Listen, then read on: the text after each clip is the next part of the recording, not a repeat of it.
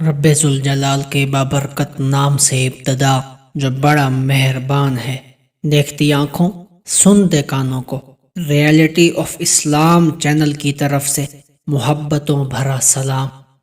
آج کی اس ویڈیو میں اس منفرد چیز کے بارے میں بیان کیا جائے گا جس سے انسان نہ تو کبھی بوڑھا ہوتا ہے اور نہ ہی اسے کبھی موت آتی ہے۔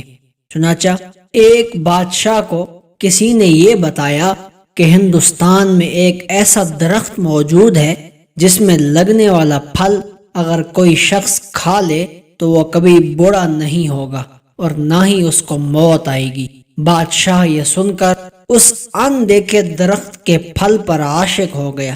اس نے اپنے ملک سے ایک عقل مند اور دانا شخص کو اس کام کے لیے منتخب کیا کہ وہ ہندوستان جا کر یہ درخت تلاش کرے اور اس کا پھل لے کر آئے۔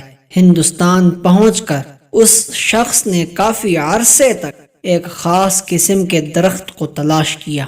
ہندوستان کے شہروں، جنگلوں اور پہاڑوں پر جا کر اس درخت کو تلاش کیا، مگر اسے یہ درخت نہ ملا اور نہ ہی کوئی اس کے بارے میں کچھ بتا سکا، بلکہ جب بھی وہ لوگوں سے اس خاص درخت کے بارے میں پوچھتا تو لوگ اس کا مذاق اڑاتے۔ کوئی اسے پاگل اور دیوانہ سمجھ کر ہنستا تو کوئی اس کی سادگی اور بے وقوفی پر اس کے ساتھ ہمدردی کا اظہار کرتا۔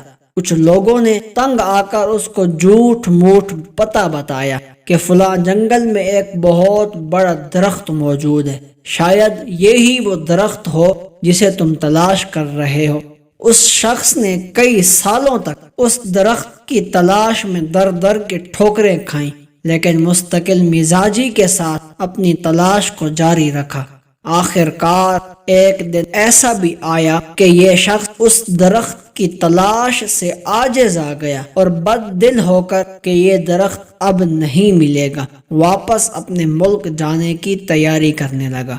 مایوسی کے عالم میں یہ شخص اپنے ملک واپس جا رہا تھا تو راستے میں اس کی ملاقات ایک بزرگ عالم سے ہوئی۔ ان کے دریافت کرنے پر اس انتہائی افسردگی کے ساتھ ان بزرگ کو اپنے ملک سے روانگی اور اس خاص درخت کی تلاش کا سارا ماجرا سنایا اور بتایا کہ اس کے بادشاہ نے اسے ایک ایسے درخت کا پھل لانے کے لیے کہا جس کو کھانے کے بعد آدمی نہ تو بوڑھا ہوتا ہے اور نہ ہی اس کو موت آتی ہے۔ میں نے جس سے بھی اس درخت کے بارے میں معلوم کیا، اس نے اب تک میرا مذاق ہی اڑایا ہے۔ کئی سالوں کی تلاش اور در بدر کی ٹھوکریں کھانے کے بعد میں اپنے ملک واپس جا رہا ہوں۔ اس داستان کو سننے کے بعد عالم بزرگ مسکرائے اور اس شخص سے مخاطب ہو کر کہا، اے بھولے انسان، جس خاص درخت کو تو تلاش کر رہا ہے وہ علم کا درخت ہے۔ یہ درخت بہت ہی بلند اور پھیلا ہوا ہوتا ہے۔ یہ کبھی سورج، کبھی سمندر اور کبھی آسمان کہلاتا ہے۔ علم کا درخت لافانی اور لازوال ہوتا ہے، جسے حاصل کرنے کے بعد انسان زندہ جاوید ہو جاتا ہے اور ہمیشہ زندہ رہتا ہے۔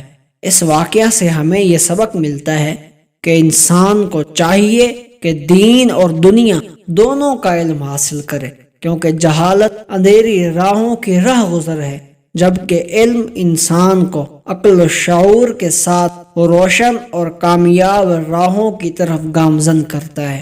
ہمارے نبی صلی اللہ علیہ وآلہ وسلم کا ارشاد ہے، علم حاصل کرو چاہے تمہیں چین جانا پڑے۔